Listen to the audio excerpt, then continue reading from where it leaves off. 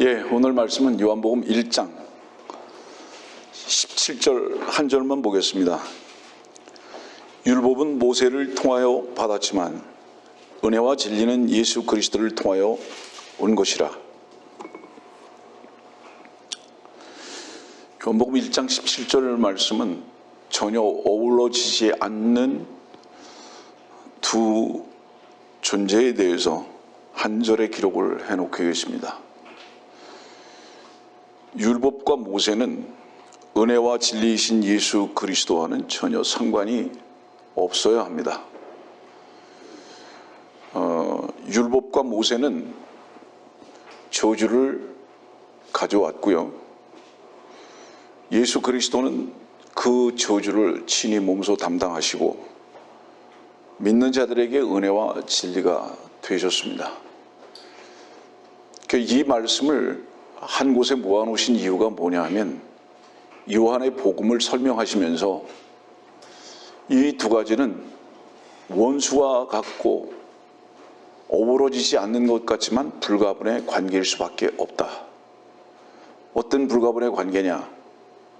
은혜와 진리를 알려면 저주와 모세의 위치를 정확하게 내 자신이 발견하지 않으면 안 된다.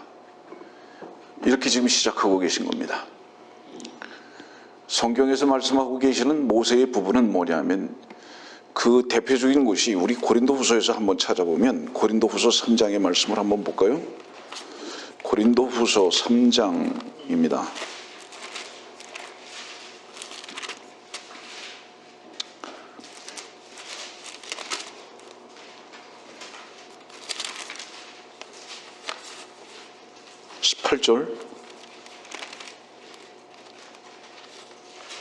그러나 유리를 통해 보는 것 같이 수건을 벗은 얼굴로 주의 영광을 보는 우리 모두는, 그 다음에 15절 말씀 보면 그러나 오늘까지도 모세의 글을 읽을 때에 수건이 그들의 마음을 덮는도다.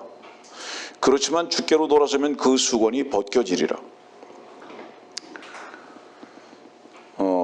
사실은 오늘의 말씀은 이미 다 끝난 거나 다름없습니다. 여러분들이 주님의 은혜와 진리를 누리지 못하고 말씀의 빛을 얻지 못하는 이유는 무엇이냐? 여러분들 스스로가 빛된 자로서의 노력을 하려고 하는 최선 때문이라는 겁니다. 이게 성경의 말씀이에요. 누가 눈먼 자냐? 눈먼 자는 우리 요한복음의 9장 말씀도 한번 볼까요? 요한복음 9장에도 눈먼 자를 말씀하시면서 뭐라고 말씀하십니까? 요한복음 9장 28절의 말씀을 보면 그들이 그에게 욕하며 말하기를 너는 그 사람의 제자이나 우리는 모세의 제자라. 누가 모세의 제자라는 겁니까? 바리새인과 서기관들이 모세의 제자라는 겁니다. 근데 그 모세의 제자는 어떤 자냐? 41절 말씀 보니까 소경이다. 너희는 소경이다. 너희들은 소경인지는 모르지만 사실은 너희들은 소경이다. 여러분들 은혜와 진리는 빛 대신 주 예수 그리스도시에요. 그분을 모르는 이유는 뭔지 아냐? 그분을 누리지 못하는 이유는 뭔지 아냐? 그것은 너희들 스스로가 모세의 제자가 되기를 몸부림치기 때문이다. 스스로 의롭게 살려고 하는 바로 그 노력 때문이다. 에베소서 1장의 말씀 읽지 않겠습니다. 에베소서 1장에는 뭐라고 말씀하시죠? 지혜와 계시의 영을 주셔서, 이렇게 하죠. 교회를 말씀하실 때 이렇게 말씀하시잖아요. 지혜와 계시의 영을 주시라, 달라고.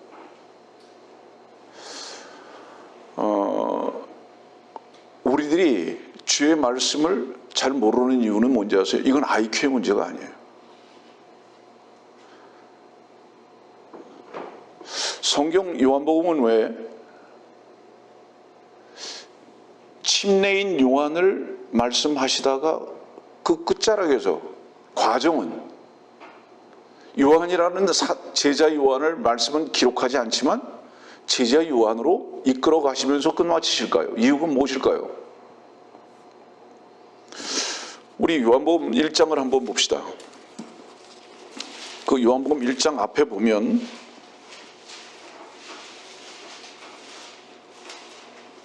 오절 말씀도 보겠습니다. 그 빛이 어두움 속에 비추어도 어두움이 그것을 깨닫지 못하더라. 어두움이 깨닫지 못한다는 건 뭐를 의미하는 건지 아세요, 여러분들? 아직 계시의 영이 열리지 않았죠. 빛이 뭔지 몰라요. 이유가 뭔지 아느냐? 지금 6절 말씀 보니까 요한을 말씀하고 있죠. 보내심을 받은 사람 요한. 이 요한이 누구죠? 사도 요한 아니죠. 침례인 요한이죠. 그 침례인 요한을 처음에 이렇게 등장시키십니다. 그 다음에 15절 말씀도 보세요. 요한이 그에 관하여 증거하여 말하기를. 그 다음에 그 뒤로 쭉 넘어가 보실까요?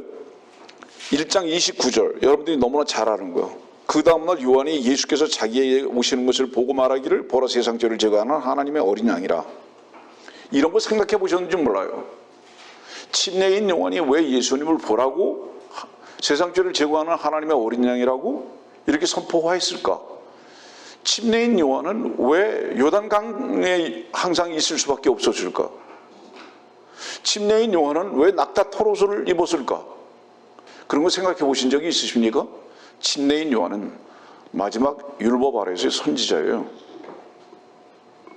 다시 말하면 율법은 그 자체로 절대 의롭게 될 수 없다. 율법은 그저 죽는 것밖에 없다.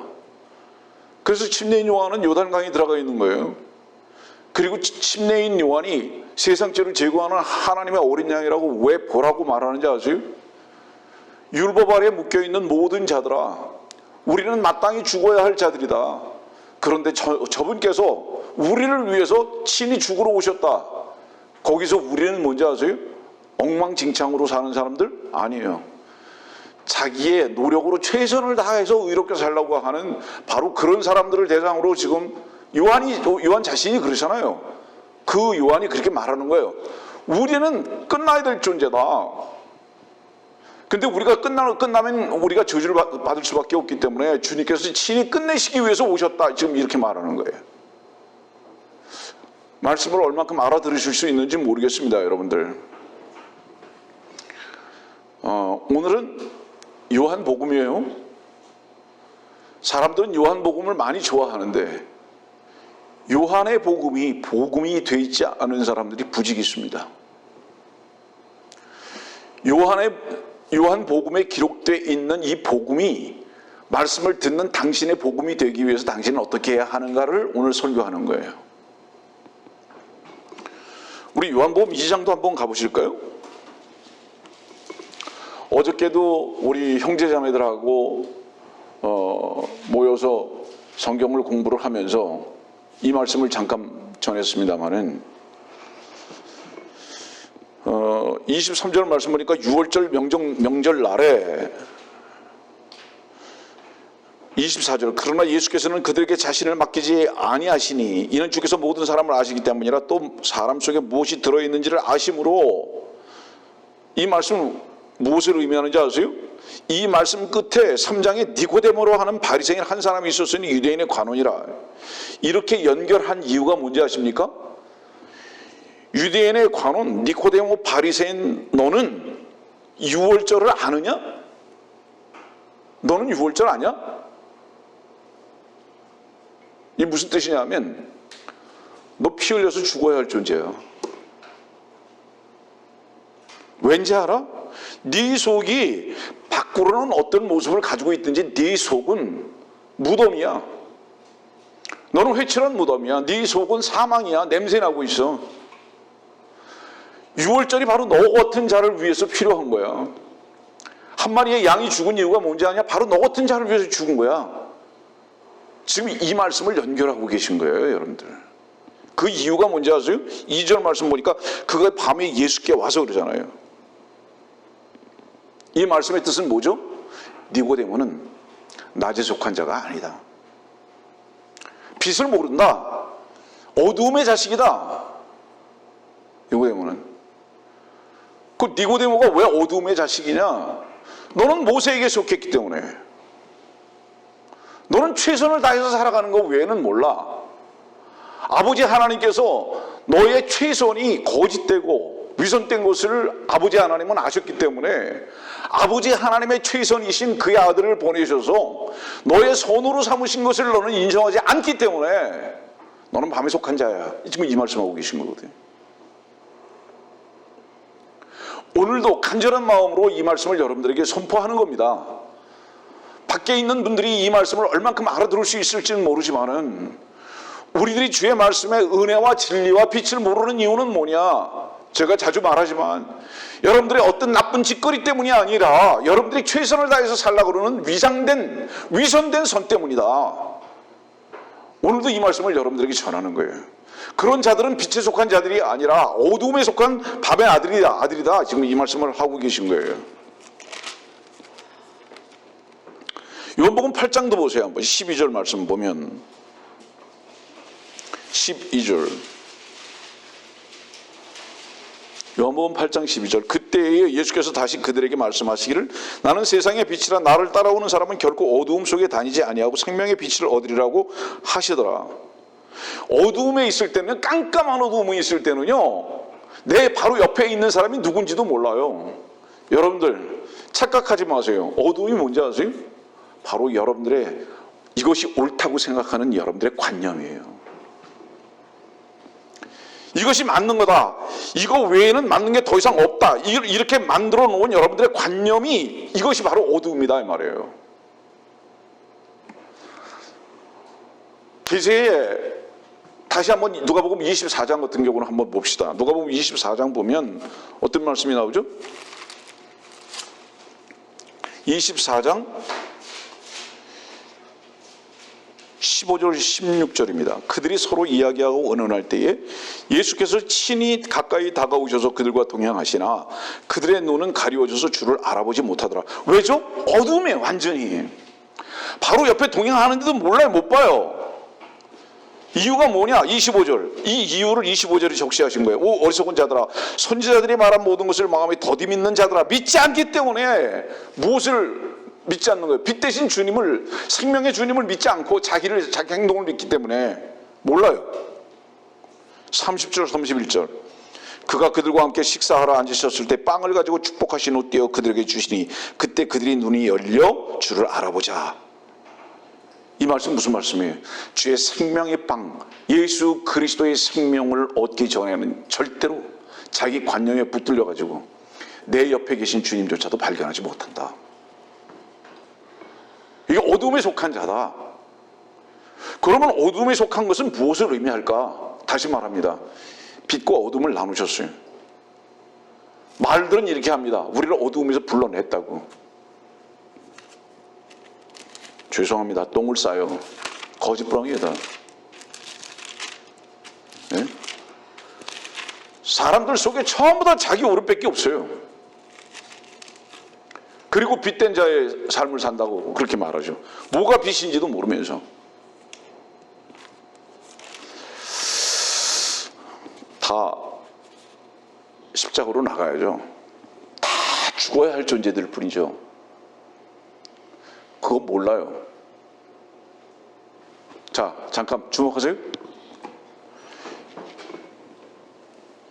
여러분들은 성경에 신약과 구약이 다 있죠. 신약과 구약 다 가지고 계시죠? 구약이 왜 있죠? 지금 신약만 있어도 되잖아요? 어때요? 은혜와 진리만 있으면 되잖아요? 틀렸어요, 내 말이? 은혜와 진리만 있으면 되잖아요. 신약. 왜 구약이 있죠? 다른 것을 또 말할게요. 여러분들 마음속에 뭐가 있는지 아세요?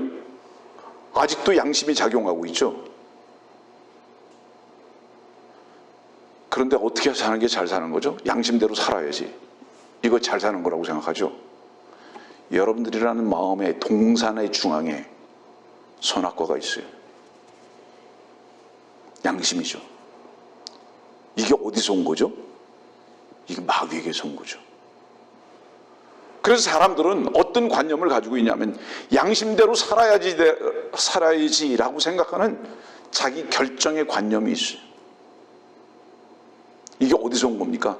이게 바로 어둠에서 온 거라 이 말이에요. 이게 그 양심을 지켜 행할 수 없는 것인 것을 가르쳐 주시기 위해서 양심대로 지켜 행하라고 주신 것이 아니라 너 양심에 작동하는 이유가 뭔지 알아? 그 양심대로 지켜 행할 수 없는 어둠에 속한 자야.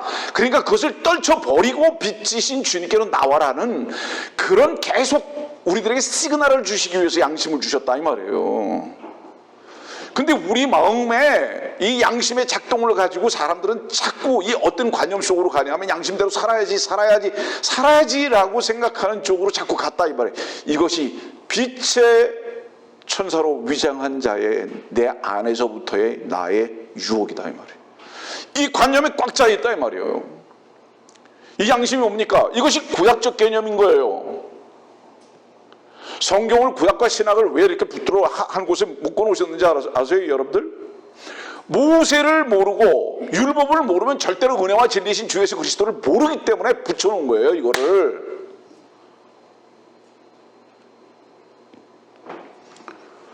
우리가 처음에 저주를 어디서 발견했는지 아세요? 우리가 저주를 발견한 것은 나쁜 짓거리를 했기 때문에 저주를 발견한 게 아니에요. 선하게 살라고 의롭게 살라고 몸부림쳤는데 그것이 위선이라는 것을 발견하고 이건 거짓이구나. 이거를 발견하고 나는 죽지 않으면 이건 해결될 수가 없는 거구나라고 하나님 앞에 발견하고 두 손 딱 들고 그렇습니다. 저는 위선자입니다. 난 마땅히 죽지 않으면 이 문제 해결되지 않습니다라고 인정했던 자들이 그리스도의 은혜와 진리를 받아들인 것이에요. 여러분들. 지금 이 말씀을 요한복음 우리들에게 주시는 겁니다. 어저께 여러 시간을 말씀을 강론했기 때문에 목이 조금 불편한데도 그래도 이렇게 자꾸 목소리가 높아지지만 어쩔 수 없습니다. 그러면 자주 말하지만 우리 모두 죄지로 뛰어나가자. 옛날 초등학교 2학년 때인가 이런 노래 배운 적이 있어요. 얘들아 나와라 달 따라가자. 장대 들고 망태 메고 뒷동산 올라가 무동을 타고 장대로 달을 따서 망태에 담자. 그런 노래 있었어요. 모든 사람들아 다 나와서 우리 죄지러 가자. 그런 얘기하는 거 아니에요. 바보 멍청이 같은 놈들 그렇게 들으려면 들어. 지금 그런 설교하는 거 아니에요. 이 설교의 핵심은 뭔지 아세요? 네가 죄를 지려고 노력하든지 죄를 짓지 않으려고 몸부림을 치든지 어차피 너는 죄인이야 이 말씀을 하고 있는 거예요. 네? 장대 메고 망태 들고 뒷동산 가서 달 따라가자. 우리 달밤에 놀러 가자. 막걸리 마시러 가자. 이런 노래 하는 거 아니에요. 지금 이런 지금 설교하는 게 아니라 이 말이에요. 왜 요한복음이 침례인 요한부터 나오느냐? 죽어야 할 존재들이다. 전부 다 물속에 들어가야 할 존재들이다. 이거부터 가르쳐 주시는 거예요.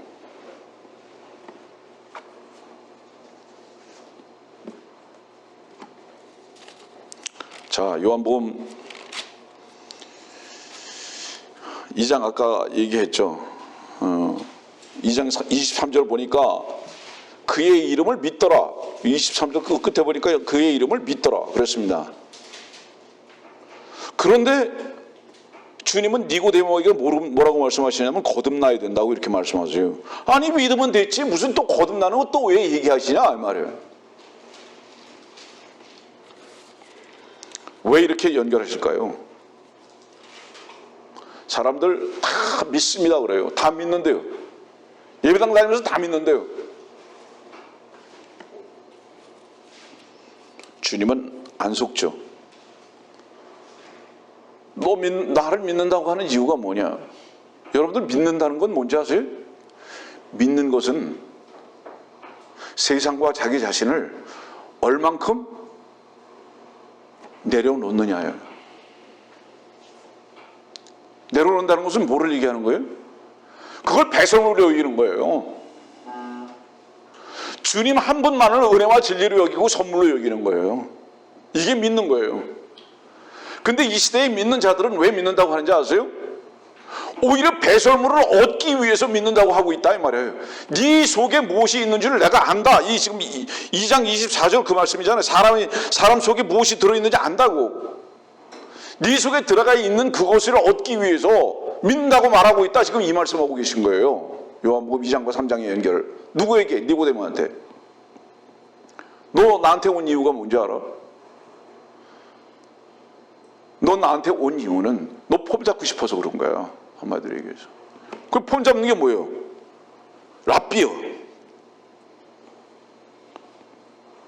주님을 섬기는 것 같잖아요. 근데 거듭나는 게 뭔지도 몰라. 빛이 뭔지도 몰라. 네 속에 있는 거 뭐야? 네를 드러나고 싶은 것밖에 없어. 난 이렇게 깨끗하게 살아요. 난 이렇게 선한 사람으로 사는 사람이에요. 네 속에 그것밖에 있는 것밖에 없어. 그럼 뭔지 알아? 넌 거듭나야 돼. 그거 가지고 안 돼. 너 그 육신 쓰는 거잖아. 그 6절 말씀, 3장 6절 말씀 보세요. 육신으로 난 것은 육이요, 또 성령으로 난 것은 영이니라. 너 그거 구분돼야 돼. 넌 지금 육신을 쓰고 있지 않느냐 이 말이에요. 니고데모한테. 그리고 그 육신을 쓰는 것에 대한 그 끝이 뭔지 알아? 그리고 3장 끝절에 이렇게 말씀하신 거예요. 3장 끝절에 보니까 36절입니다. 아들을 믿는 자는 영생을 가졌고 그 아들을 믿지 않는 자는 생명을 보지 못하고 오히려 하나님의 진노가 그 사람에게 머물러 있느니라고 하더라. 누구한테? 니고데모한테. 너 폼 잡고 다니지만 사람들의 인정받고 나한테도 인정받으려고 왔지만 너 거듭나지 않는 한 네 육신을 쓰고서 선하게 살라고 그러는 그 폼 잡고 사는 한 네 머리 위에 진노가 머물러 있는 거예요. 누구 머리 위에죠? 창녀 머리 위에? 아니에요. 니고데모는 네 머리 위에 진노 머물러 있어. 지금 이렇게 말씀하시는 거죠. 왜 너는 지금 밤의 아들이야. 어둠에 속한 자야. 이렇게 말씀하시잖아요 지금. 놀라운 말씀 아니에요 여러분들? 말씀을 듣고 있는 분들한테 저는 오늘 이렇게 질문하면서 이 말씀을 시작하는 겁니다. 여러분들은 오늘 지금까지 들은 약 20분간의 말씀 속에서 여러분들의 내면과 본질을 발견하셨습니까? 혹시 찔리지 않으십니까? 그래도 다시 봉합하려고 하지 마세요.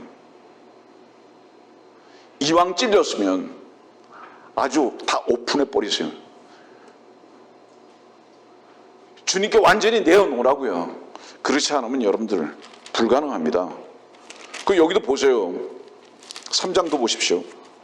30절.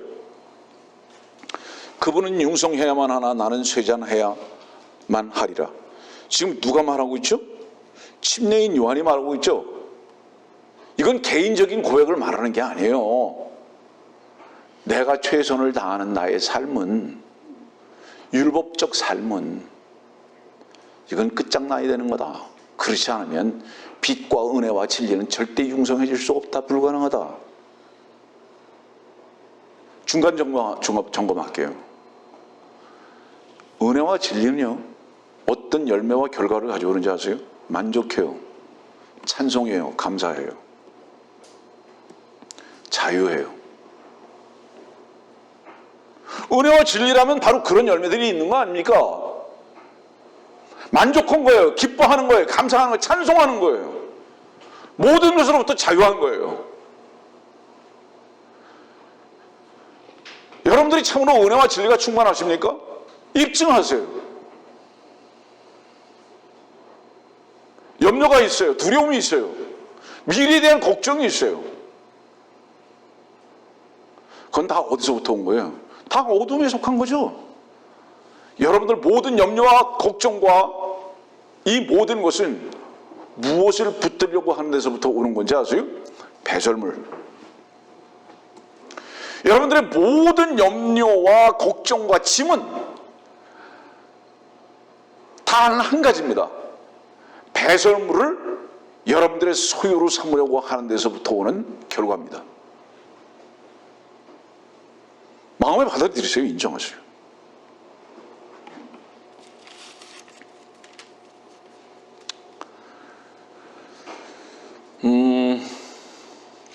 요한복음 4장으로 넘어가죠. 요한복음 4장 갑시다.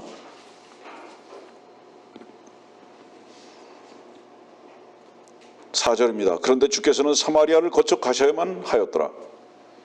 그리하여 주께서 야곱이 자기 아들 요셉에게 준 땅에서 가까운 수칼이라고 하는 사마리아의 한 성읍에 오셨는데 거기에 야곱의 우물이 있더라. 예수께서 여행으로 피곤하심으로 우물 곁에 그대로 앉으셨는데 때는 제6시쯤이더라.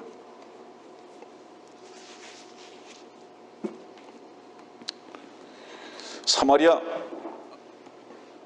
개같이 여기는 지역입니다. 이스라엘 백성들이 볼 때. 근데 거기를 가셔야만 합니다. 반드시 거기를 가셔야만 하는 거예요. 여러분들 사마리아를 반드시 가셔야만 하는 이유가 뭔지 아세요? 이유가 딱 하나예요. 실상 이스라엘 유대인들은 자기네들은 아브라함의 아들들이라고 하지만 실상은 어두움의 자식들이에요. 근데 그거 몰라요. 무엇으로 모르죠? 우리는 이렇게 하나님께 제사 지내고 율법을 가지고 있고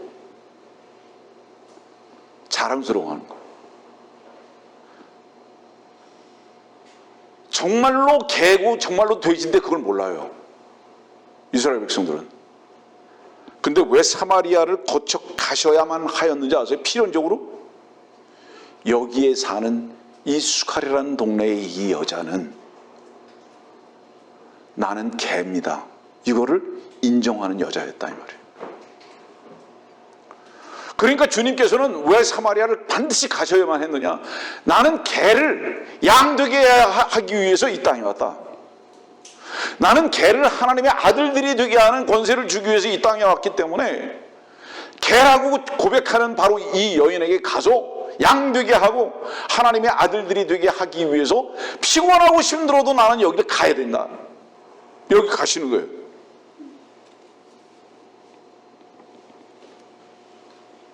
왜냐하면 자기 자신을 개라고 창렬하고 고백하고 있기 때문에. 여러분 이 수칼이라는 게 무슨 뜻인지 아세요? 술 취한 자라는 뜻인데요. 자, 혹시 여기 술 취하지 않은 사람이 있습니까? 성경에서 정신을 차리라고 말하죠. 술 취하지 말고 잠자지 말라고. 그건 뭐를 말하는 건지 아시죠, 여러분들? 피를 의지하지 말고 피를 즐겨하지 말라 이 말이죠. 왜냐하면 성경에서 말씀하고 있는 포도주라는 그 술은 우리들의 육신의 피를 말하고 있는 거잖아요. 그 술 취했다 이 말이에요. 뭐를 얘기하는 거예요? 우리들이 살면서요, 우리들의 피는 완전히 취해져 있어요. 우리들의 육신의 혈육, 우리의 육을 위한 필요, 그것의 필연적인 사랑의 관계, 여기에는 완전 취해버렸어요. 취했다는 게 뭐 정신을 못 차려요. 거기에는 선도 의도 없고 오름도 그름도 없고 다 그 피를 옹호하는 것 외에는 없어요. 어떻습니까 여러분들? 생각해 보세요. 그걸 취했다고 말하죠. 그리고 그것을 잔다고 말하는 겁니다. 두 가지 공통점이 뭐죠? 술 취한 것과 자는 것의 공통점? 정신을 못 차리는 거예요. 주님께서 제자들에게 정신을 차리고 깨어 기도하라고 하셨던 이유가 뭐라고 여러분들에게 가르쳐드렸습니까? 가르쳐드렸어요. 피를 위한 기도, 육신을 위한 기도 그만하고 주의 말씀에 따라서 빛 안에서 기도하라고 말씀하신 거죠. 술 취한 자들아, 정신 못 차리고 자는 자들아, 어둠에 속한 자들아, 너희들의 필요가 뭐냐? 그것이 진짜 정말로 너희들의 필요인 줄 아느냐? 그건 너희들을 죽이는 거야. 그런데 이 여인은 수칼이라 무슨 뜻이죠? 술 취한 자들이라는 바로 이건데 거기에서 취해 있어요. 그런데 이 여인은 거기에 취해 있는 걸 알아요. 왜? 나는 사마리아에 살고 수칼에 삽니다. 그리고 나는 창녀입니다. 이건 무엇을 말하는 거죠? 나는 취한 자입니다. 정신 차리게 해 주십시오. 정신을 차리려면 어떻게 해야 되느냐? 이 포도주라는 이 피를 전부 다 쏟아야 되는 거다. 이걸 인정하는 겁니다. 그러니까 주님께서는 사마리아 수칼성에 가시는 거예요. 일부러. 왜? 네 피값을 내가 사야 되겠다. 주님의 보혈로 네 피값을 대신해서 내가 사야 되겠다 하고 수칼이라는 동네에 가시는 거예요. 그래서 이 여인은 이 뒤에 보세요. 어떻게 됐느냐. 이 35절 보니까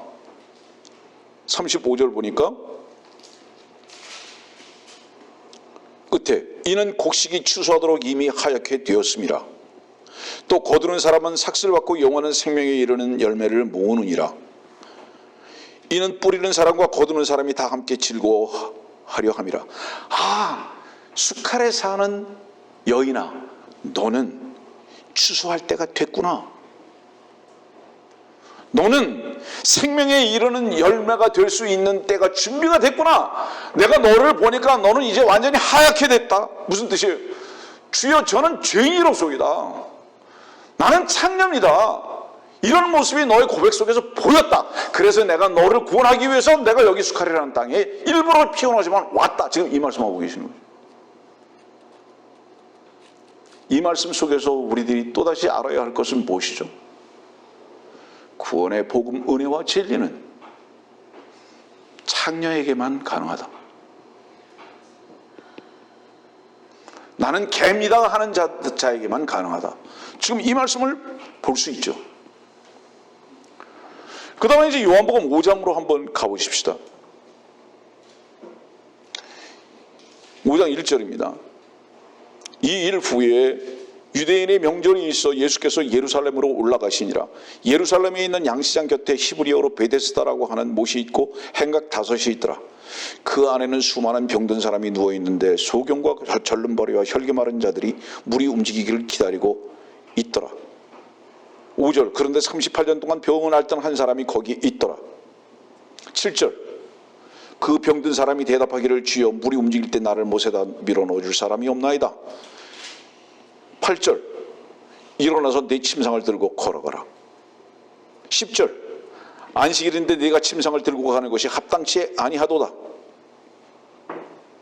14절 이제는 더 이상 죄를 짓지 말라. 그러므로 유대인들이 예수를 박해하고 또 죽이려고 했으니 이는 주께서 이 일들을 안식일에 행하셨기 때문이라. 주님 어깃장 내시는 거죠. 여기 말씀 보세요.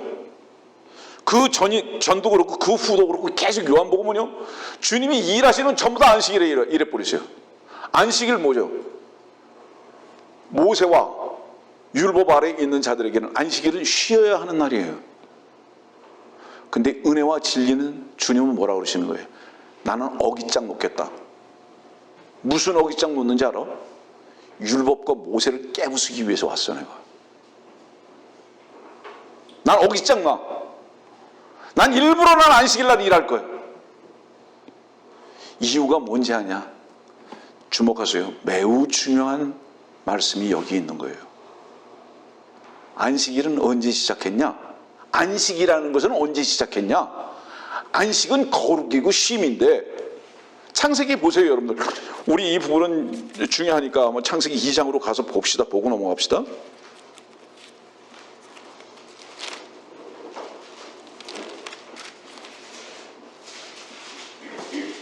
창세기 2장 3절 하나님께서 일곱째 날을 복주시고 그것을 거룩하게 하셨으니 이는 그날에 하나님께서 창조하시고 지으신 그의 모든 일로부터 쉬셨음이니라. 야, 너희들 왜 일곱째 날 쉬라고 했는지 알아? 너희들 왜 쉬라고 했는지 알아? 주목. 왜 쉬라고 하셨는지 아세요?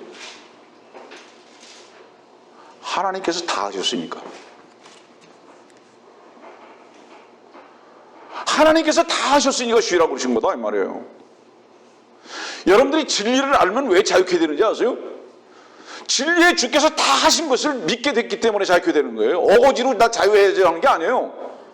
은혜와 진리를 믿게 되면 그 은혜와 진리 속에서 이미 모든 것이 이루어진 것을 믿고 그것을 선물로 받은 결과인 거란 말이에요. 그러면 그냥 쉬는 거예요. 죄 안 지려고 몸부림치려고 했는데 이거 끝내버리셨네, 주님이. 이건 짐이었어. 나는 이렇게 올바르고 살아야지. 이렇게 살아야지. 이렇게 안 살면 안 되지. 이렇게 생각했다는 것이었는데, 그분께서 다 끝내버리셨네? 그럼 나는 거룩한 자가 됐고, 난 이제 쉬기만 하면 되겠구나. 주께서 왜 안식일을 그것을 정하셨는지 아느냐, 이 말이에요.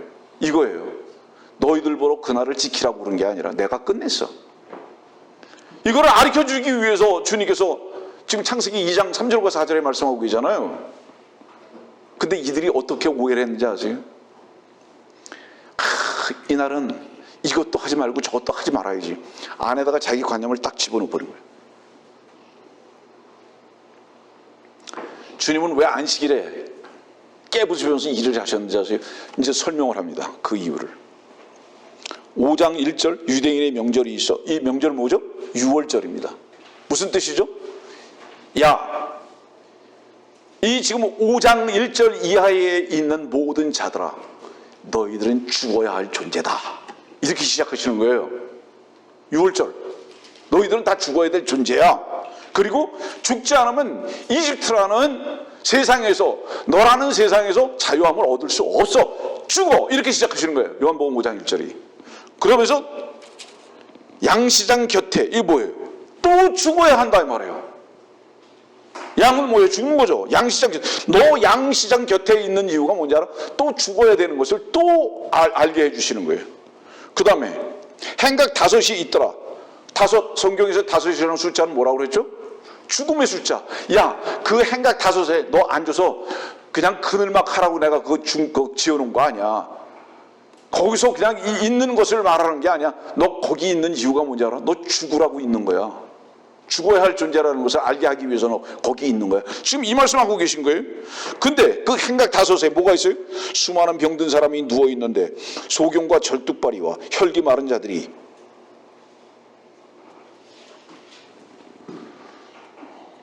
행각 5에 있는 자들이요, 병든 사람, 누워 있는데 소경과 절뚝발이 혈기 마른 자. 잠깐 주목하세요. 뭔가 안 되는 사람을 병자라고 그러죠. 마음대로 안 돼요. 머리가 깨끗하고 싶은데 자꾸 아파. 남들같이 뛰고 싶은데 못 뛰어. 걷지도 못해요. 뭔가를 움직여야 되는데 힘이 없어. 남들만큼 봐야 되는데 보질 못해. 공통적으로 이런 사람은 뭐라고 그러죠? 병자, 온전치 못한 자, 그죠? 정상적이지 않은 자. 여러분과 여러분들 주변에 그런 사람들 보고 있습니까? 세상에서는 의사를 찾아갈지 모르죠. 지난주에도 얘기했지만 의사야 너나 고치라. 문제 다 있어요. 어딘지 한 군데 문제 다 있어요. 인간이 다 문제가 있어요. 한마디로 얘기해서 뭐예요? 흠없는 양이 한 마리도 없어요. 우리 말라기로 가봅시다. 저는 오늘 이 말씀 속에서 여러분들의 큰 깨달음과 은혜가 있기를 바라는 것입니다. 말라기로 가보면 1장에 이런 말씀이 있어요.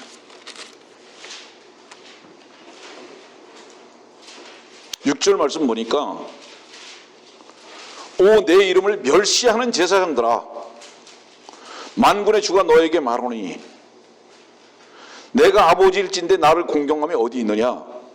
주의 이름을 멸시하였나이까 하는도다. 너희가 더럽혀진 빵을 내 제단에 드리면서 우리가 어떻게 주를 더럽혔나이까 하니 너희가 주의 상은 멸시할 만하다고 말함으로써 더럽혔도다. 너희가 눈먼 것들을 희생제로 드린다면 그것이 악하지 아니하냐? 너희가 저른 것들과 병든 것들을 드렸다면 그것이 악하지 아니하냐? 지금 네 총독에 그것을 바쳐보라. 자, 이 말씀이 무슨 말씀이죠? 이 14절 끝에 보세요. 말라기 1장 14절. 자기 양떼 안에 수컷이 있는데도 주께 더러운 것으로 소원하며 제사를 드리는 속이는 자는 저주를 받으리라. 자, 잠깐 주목하세요. 주님께 경배하는 자들이요, 자기 열심을 가지고 경배하려고 그래요. 자기 최선을 가지고 하나님께 인정받으려고 한다고요. 그래서 지난주에 남들은 혹시 미워했어도 나는 도둑질은 안 했어. 나는 눈이 좀 흘기긴 했어도 그래도 눈물로 그래도 돌이키긴 했어. 그러면서 예배당 와서 하나님께서 받으실 것이라고 두 손을 모으고 온갖 수요를 다 하죠. 눈물 콧물 찔찔 흘리면서 주여 주여 하고 미친놈들. 에? 별짓 다 하죠. 그게 뭔지 아느냐? 너희가 나를 멸시하는 거다.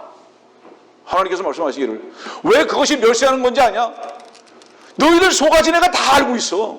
너희들은 내가 속을 줄 알지. 절대로 내가 너희들 최선을 가지고 나오는 것에 대해서 속지 않아. 너희들 다 알아. 나는 눈먼 것을 가지고 나오고 병든 너희 마음이 병든 것을 가지고 나와서 만군의 주를 섬기겠노라고. 이 나쁜 놈들아, 내가 속을 줄 아냐? 너희들의 최선을 가지고 나한테 나와서 섬기겠다고 하느냐? 그거 무덤 아니냐? 그거 냄새 나는 거 아니냐? 그거 위선 아니냐? 이 말씀하고 계신 거예요.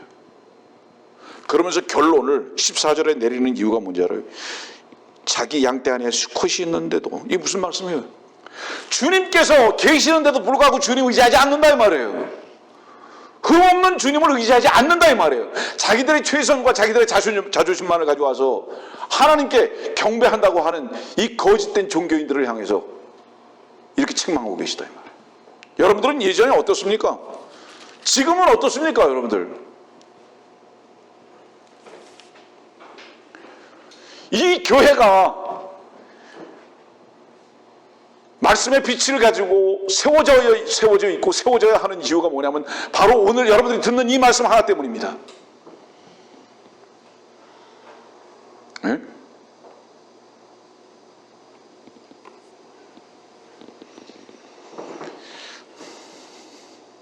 수많은 병든 사람, 소경 절뚝발이 혈기 마른 자들,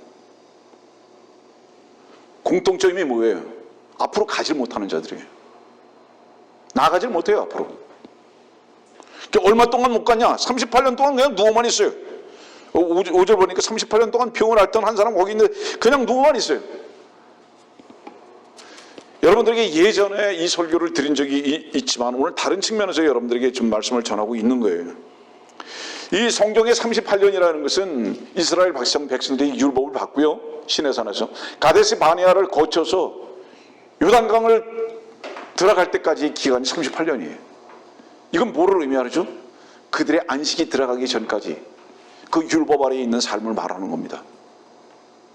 이 신명기 2장을 보세요. 여러분들 이 말씀이 있는데 38년 동안 병을 앓고 있다는 게 무슨 얘기예요? 38년 동안 이 사람은 능력이 없어요. 자유함이 없어요. 벗어나질 못해요. 그런데 놀라지 마세요. 여기에 이름이 뭔지 아세요? 여기에 이름이 베데스다예요. 말로는 은혜를 입었다고 그래요. 예배당이 은혜의 집이라고 그래요. 베데스다 은혜의 집이지 않습니까? 은혜의 집이면 어때야 하는지 아느냐? 너희들의 최선이 아니라 주님의 최선을 덧입는 자들의 모임이다. 너희들의 최선은 바로 병든 것이고 그것은 반드시 죽어야 할 것이다. 그거는 교회가 아니다. 은혜 교회가 절대로 아니다. 그거는 은혜 시대 절대로 아니다. 너희들이 율법을 행해가지고 너희들이 최선을 다해가지고 하나님께 인정받으려고 하는 그것은 뭔지 아니? 그건 병든 자야. 이 병든 자 몇 년 동안 침상에 누워 있습니까? 38년 동안 침상에 그냥 누워 있죠. 무슨 뜻이죠? 무기력하죠. 묶여 있는데 어디에 묶여 있어요? 침상에 묶여 있어요. 거기에 이 사람을 38년 동안 둔 이유가 뭘까요? 행각을 보고 유월절 그 명절을 보고 양시장을 보고 병든 자들을 보면서 더구나 무엇을 또 보는지 알아요? 연못의 물을 보면서 나는 죽어야 할 존재구나 라는 것을 계속 보여주고 계신 거예요, 주님께서. 그런데도 이 존재가 38년 동안 이러고 있었던 이유가 뭔지 아세요? 내 힘으로 그래도 뭔가 해야지 하는 몸부림만 치고 있었다. 이게 38년 동안. 그것이 뭐예요? 내가 선하게 살아야지, 의롭게 살아야지, 이렇게 살아서 하나님께 인정받아야지. 마귀의 일입니다. 이렇게만 하고 있었다 이 말이에요. 죽어야 할 것을 몰라요. 근데 그 이유가 뭡니까? 7절 말씀 보니까 그 병든 사람이 대답하기를, 주여, 물이 움직일 때 나를 못에다 밀어 넣어줄 사람이 없나이다. 무슨 뜻일까요? 침례인 요한이 없어요. 침례인 요한의 두 가지 이름이 모르시죠? 회개하라, 침례를 받으라, 요단강에 들어가서 너 죽어, 그리고 보라, 어린 양. 물속에다 집어넣어 줄 자가 없어요. 지금 이 시대에 율법의 저주를 말하는 놈이 없어요. 양심대로 살라고 하는 설교론이 있지만 그 양심이 저주라고 가르쳐주는 놈이 없어요. 그게 바로 네가 죽어야 할 것이 이유이다 라고 가르쳐주는 놈이 없어요. 침례식은 있는데 침례인이 없다 이 말이에요. 지금 찾아도 없어요. 주께서 그를 보시고 내 침상을 들고 걸어가라. 걸어가니 그날은 안식일이더라. 야, 날짜 지키는 거 하나도 중요하지 않아. 너 안식의 참 뜻이 뭔지 알아? 붙들려진 것으로부터 자유함이야. 그 붙들려진 것이 뭐였는지 알아? 너희 관념, 네 양심, 네 행동에 붙들려 살았지. 그러면 어떤 사람이 자유하다고요? 그 모든 요구를 주께서 이루신 것을 마음에 믿는 자들은 자유하다. 날짜 상관없어. 너 이제 떨치고 일어나. 근데 그냥 일어나서 그냥 가라 그러지 않고 침상을 들고 걸어가래요. 주먹. 걸어가는 것 목적지 없이 어떻게 걸어갑니까? 여러분들은 걸어가고 계십니까? 히브리서 11장 보세요. 순례자 나옵니다. 목적지가 있어요. 이제 그때부터. 그 목적지가 어디입니까? 아버지 집입니다. 그 아버지의 집으로 가는 동안에 왜 38년 동안 누워있던 그 침상을 들고 걸어가라고 말씀하실까? 그냥 가라고 그러시지. 그거 너덜너덜한 거 그거 뭐로 또 들고 가라고 그러실까? 그거 짐이 아닐까? 성도들이여, 내가 내게 주는 짐은 쉽고 가벼우니라. 그 말씀의 뜻이 뭔지 아세요? 침상, 자유로운 이 존재 하나만 들고 가지 않습니다. 주께서 그때부터 동행하십니다. 동행하시는데 이 침상을 왜 들고 가라고 하셨는지 아세요? 여러분들 한번 돌이켜서 생각해 보세요. 은혜와 진리를 덧입었는데도 여전히 여러분들에게 무엇이 짐인지 아세요? 이렇게 살아야지, 이렇게 살지 말아야지. 그것이 여러분들의 짐이에요. 어디로 가는데? 주의 집으로, 아버지 집으로 가는 그 길 가운데에서. 그게 여전히 짐이에요. 그러면 그 여전한 그 짐을 여러분들에게 아직도 지게 하신 주님의 이유가 뭔지 아세요? 육신을 입고 있는 동안 그것이 너의 은혜와 진리를 알게 하기 위한 겸손의 수단이란다. 그래서 침상을 들고 걸어가라는 말씀이죠. 이것이 때로는 우리들을 슬프게 하기도 하고 무거운 짐같이 여기기도 하지만은 그 나의 짐 때문에 주여, 내가 당신이 필요합니다. 당신의 능력이 필요하고 당신의 은혜와 진리가 나는 필요한 존재입니다라는 것에 대한 고백을 날마다 하고 그 길을 걸어갈 수밖에 없는 존재로 주님께서는 우리들에게 권면하십니다. 그리고는 14절 말씀에 이렇게 말씀하시죠. 이제는 더 이상 죄를 짓지 말라. 이 사람 무슨 죄 졌어요? 여러분들, 이 사람 무슨 죄 졌어요? 자기를 쓴 죄예요. 이 사람 여기 지금 38년 동안 있으면서 도둑질했다는 말씀 안 나와요. 이 사람 이거 38년 동안 있으면서 간음했다는 말 안 나와요. 이 사람의 죄는 뭐였습니까? 자기의 최선이었어요. 더 이상 거기로 가지 마. 죄가 뭔지 아느냐? 너를 쓰는 것이 죄야. 죄가 뭔지 아느냐?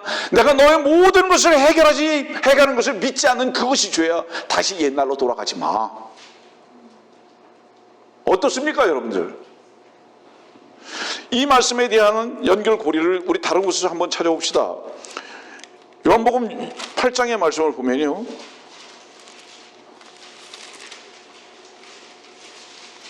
요한복음 8장 11절도 이렇게 말씀하시잖아요. 끝절에 보겠습니다. 가늠하다가 현장에서 잡힌 여인에 대해서 말씀하실 때 그를 자유케 하시면서 뭐라고 말씀하시는지 아세요? 11절 끝에 더 이상 죄를 짓지 말라고 하시니라. 여기서 더 이상 죄를 짓지 말라 하시니라는 이 말씀은 어떤 죄를 짓지 말라는 걸까요? 어떤 죄 짓지 말라는 걸까요? 간음하지 말라고. 이 말씀의 뜻이 무슨 뜻일까요, 여러분들? 너 더 이상 과부 아니야. 너는 더 이상 창녀도 아니야. 과부도 아니야, 창녀도 아니야 하는 이 말씀의 뜻은 무슨 뜻인지 아세요, 여러분들? 너 지금까지 세상과 간음하고 살았지, 코멜과 같이. 매일 나의 사랑도 나의 은혜도 모르고 주님의 사랑도 모르고 너 맨날 세상만 사랑하고 살았지. 그러다가 잡혔지. 이 여인아, 요건 나중에 설명할 거니까요. 다시 세상을 사랑하는 그곳으로 가지 마. 응? 너는 신랑이 있고 남편이 있는 처녀고 아내야. 교회죠, 여러분들. 여러분들이 세상을 사랑하는 사랑으로의 그 간음 때문에 주님께 한번 붙들려 온 적이 있었습니까, 여러분들? 그런 자들은 주님께서 뭐라고 말씀하시는지 아세요? 더 이상 그런 죄 짓지 마. 어떤 죄? 더 이상 세상 사랑하지 마. 내가 너를 사랑하고 있는 한 내가 너를 책임질 거 아니냐? 사랑하는 내가 너의 모든 것을 책임질 것이 아니냐? 내가 너를 사랑한다면, 그리고 사랑한 그 증거가 나의 생명까지도 너에게 줬는데 너의 먹고 마시는 거 하나 책임지지 못할 것 같으냐? 이 어리석은 백성아, 내 생명을 아끼지 않았는데 너에게 내가 무엇을 아끼겠느냐? 내가 너에게 너를 사랑했지 않느냐? 다시 세상 사랑할 필요 없어. 이제는 이 말씀 주시는 거죠.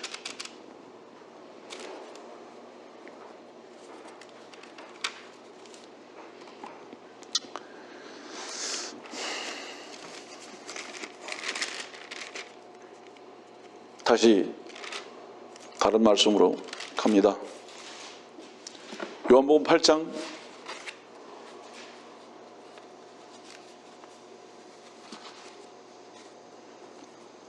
1절입니다. 예수께서는 올리브산으로 가시니라. 이른 아침에 다시 성전으로 나오시니 모든 사람이 주께로 오더라. 주께가 앉으셔서 그들을 가르치시더라. 그때 서기관들과 바리새인들이 간음하다 잡힌 한 여인을 주께 데리고 와서 그 여인을 한가운데 세우고 주께 말씀드리길, 선생님, 이 여인이 간음하다가 현장에서 잡혔나이다. 모세는 율법에서 그런 여자를 돌로 치라고 명령하였는데 선생님은 어떻게 말씀하시겠나이까? 라고 하니, 성도들이여, 주님은 올리브산으로 가고 계십니다. 언제? 이른 아침 3절 그때, 동시간대입니다. 주께서 올리브산으로 가시는 그 시간은 이른 아침이었는데 바로 그때 동시간대입니다. 8장 1절, 2절, 3절은 동시간대입니다. 왜 주님께서 올리브산으로 그때 가셨을까요? 간음하다가 현장에서 잡힌 여인을 만나기 위해서 올리브산으로 가고 계십니다. 내가 올리브산으로 가는 이유가 무엇인 줄 아느냐? 내가 겟세마네로 가서 나의 피를 짜고 기름을 짜서 내가 십자가에 죽고 다시 살아야 하는 이유가 뭔지 아느냐? 간음하다가 현장에서 잡힌 여인, 바로 너를 만나기 위해서 내가 지금 갈 올리브산으로 가고 있다. 그 길의 현장에서 간음한 여인을 만납니다. 성도들이여, 여러분들이 세상을 한번 사랑해서 세상을 사랑한 것이 하나님 앞에서 간음이라는 것을 발견해 본 적이 있으십니까? 어떤 짓거리가 아니라 여러분들 세상을 사랑하는 것이 왜 간음이라고 성경에서 말씀하셨는지 아세요? 세상은 세상 신을 사랑하는 것이기 때문에, 그 세상 신을 최초에 사랑하는 것은 이브였기 때문에, 그렇기 때문에 세상을 사랑하는 것을 간음이라고 성경은 말씀하고 계신 것입니다. 여러분들, 더군다나 우리는 세상에서 불리움을 받은 자들로서 그리스도의 신분인데도 불구하고 다시 세상을 사랑하는 자가 되어야 되겠느냐? 너희는 더러운 자가 되지 말아라, 이렇게 말씀하시죠. 근데 5절 말씀 보니까 놀랍죠. 모세는 율법에서 그런 여자를 돌로 치라고 명령하였는데, 놀라지 마십시오. 모세를 들고 나옵니다. 율법과 함께. 요한복음 1장으로 다시 가죠. 바리새인과 서기관은, 종교인들은 은혜와 진리 압니까? 모릅니까? 모릅니다.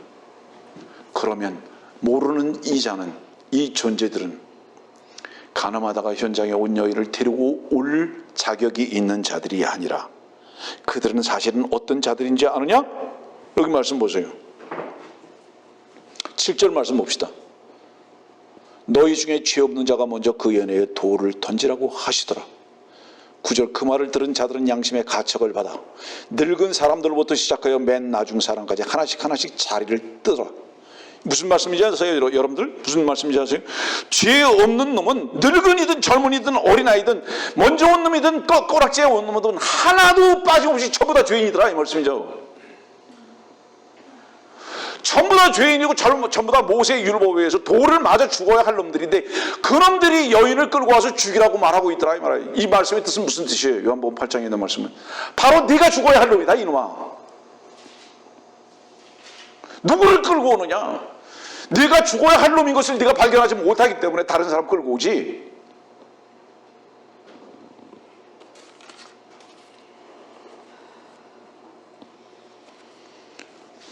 돌을 맞아야 할 것은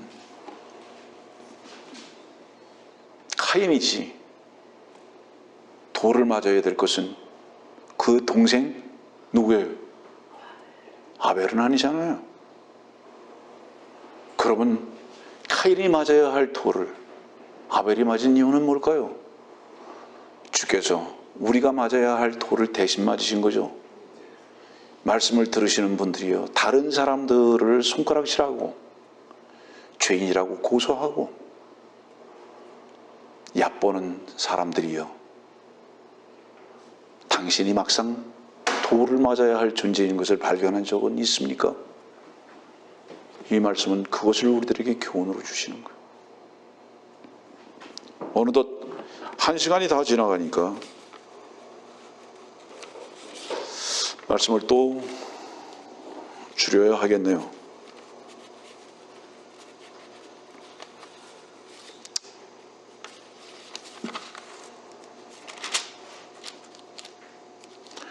요한복음 9장으로 갑시다. 요한복음 9장 말씀만 전하고,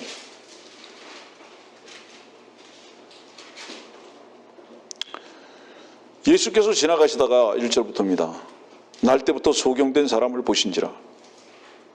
주의 제자들이 주께 물어 말씀드리기를, 선생님, 이 사람이 소경으로 태어난 것은 누가 죄를 지은 것이니까? 이 사람이니까 아니면 그의 부모니까라고 하니, 3절, 하나님의 일들을 나타내고자 하니라. 때가 낮을 동안에 나는 나를 보내신 분의 일들을 행하여야 하리라. 밤이 오면 그때는 아무도 일할 수 없느니라. 내가 세상에 있는 동안은 나는 세상의 빛이라고 하시니라. 이렇게 말씀하신 후에 주께서 땅에 침을 뱉어 진흙을 이겨 그 소경의 눈에 바르시고 그에게 말씀하시기를, 갈로 가서 실로암 못에 가서 씻으라고 하시니, 실로암은 해석하면 보냈다는 뜻이라.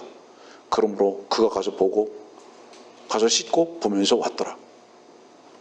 그런데 14절 말씀도 보니까, 그런데 예수께서 진흙을 이겨 그의 눈을 뜨게 하신 날은 안식일이었더라. 주님이 또 안식일 날 눈 뜨게 하세요. 무슨 뜻이죠 또? 나는 다 깨부시겠다.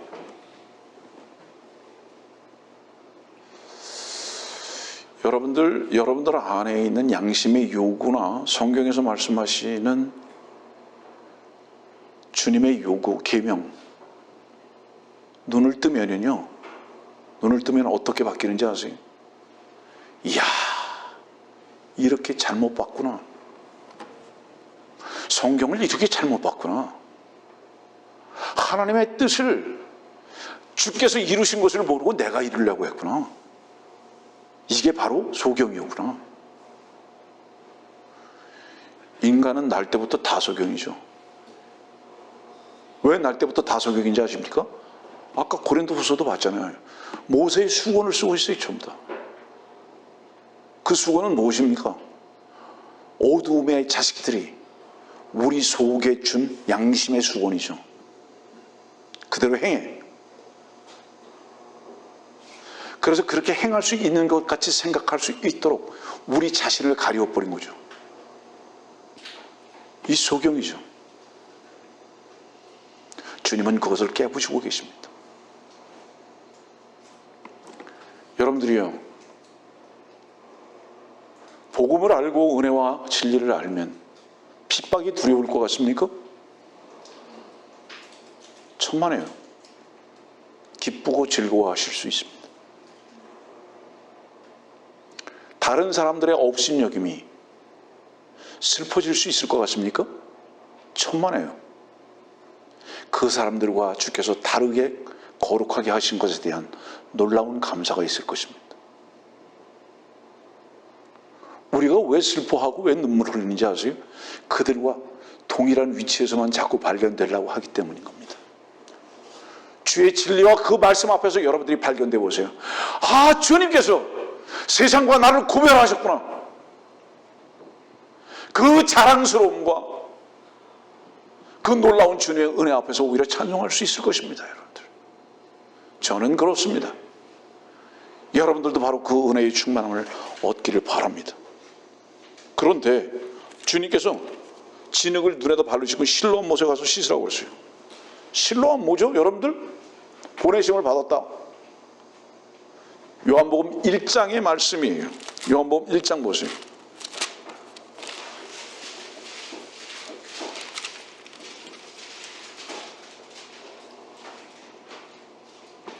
(8절입니다) 7절부터 볼까요? 그가 증인으로 왔으니 빛에 관하여 증거하려 함이며 모든 사람이 그를 통하여 믿게 하려 함이더라. 그 사람은 그 빛이 아니었고 그 빛에 관하여 증거하라고 보내심을 받았더라. 실로암, 보내심을 받은 자, 침례인 요한. 왜 실로암 못에 가는지 아느냐? 거기가 침례인 요한이니까. 무슨 뜻이에요? 죽어라. 죽지 않으면 절대로 주님의 빛을 못 볼 것이다. 네가 지금 소경이 된 이유가 뭔지 아냐? 너 다시 재창조 받아야 돼. 내 입에서 나오는 침으로 흙을 이겨서 다시 재창조 받아야 돼. 이 육신이 다시 재창조 받아야 된다고요. 그리고 실로암 못에 가서 씻으라고. 아, 내 이 육은 죽어야 하는 존재구나. 갔어요. 이제 드디어 낮이신 빛이신 주님을 누리게 됐다는 겁니다. 여러분들 그분을 봤다면 이 사람은 어떨까요? 완전히 다른 세계죠. 은혜와 진리를 발견한 사람은 무엇이 어두움인지 정확히 합니다. 어디서 자유함을 얻어야 되는지도 압니다. 여러분들이 어디 묶여 있는지 아세요? 다른 사람들이 여러분들을 묶어놓지 않았습니다. 여러분들이 이래야 된다는 여러분들의 관념입니다. 이러면 안 된다는 여러분들이 정한 것이에요. 선도 주님께서 행하셨고 악도 주님께서 제거하셨습니다. 맞아요? 선도 주님께서 행하셨고 악도 주님께서 제거하셨다고요. 여러분들 안에 있는 모든 양심의 요구를 주께서 다 이루셨다고요. 이것을 믿지 못하는 것이, 그리고 누리지 못하는 것이 소경이며 창녀며, 이런 존재가 바로 어떤 존재인지 아느냐? 수가성 여인이고, 오늘의 말씀은 우리들에게 어떻게 이끌어 가시고 도전하는지 아세요? 여러분들? 너는 혹시 사도행전에 있는 말씀과 같이 성전에 앉아서 걸어가지 못하고 돈이나 구걸하는 혹시 구걸뱅이가 아니냐? 믿음을 가진 자들은 반드시 걷습니다. 걷는다는 게 뭐죠? 어제와 오늘이 달라요. 매일 이러면 되고 저러면 안 되고 그곳에 주저앉아 있는 게 아니에요. 걷는다는 것은 체인이 벗겨진 거예요. 자유한 거예요. 믿음의 삶은 어제와 오늘이 다른 것입니다, 여러분들. 어제까지 혹시 묶여있던 것이 있었습니까? 어제 슬픔이 있었습니까? 오늘 찬송할 수 있고 오늘 기뻐 뛸 수 있는 것이 주의 말씀과 진리로 인한 분명한 능력의 삶인 것을 여러분들은 아셔야 하는 겁니다. 요한복음은 오늘 우리들에게 이제 이 정도로 정리하겠지만 왜 모세와 율법을 말씀하시고 은혜와 진리이신 주 예수 그리스도를 말씀하시며 왜 침례인 요한을 말씀하시다가 주님의 가슴에 기대어 있는 교회인 요한이라는 것으로 종결하시는 걸까요? 왜 우리들에게 구약과 신약을 함께 주시고 왜 우리 안에 양심이라는 것을 아직도 그대로 남겨두신 것일까요? 은혜가 필요하다. 진리가 필요하다. 내가 거기서부터 너희를 자유케 해노라. 이것을 우리들에게 주시는 주님의 놀라운 은혜의 메시지인 것을 발견하시기 바랍니다.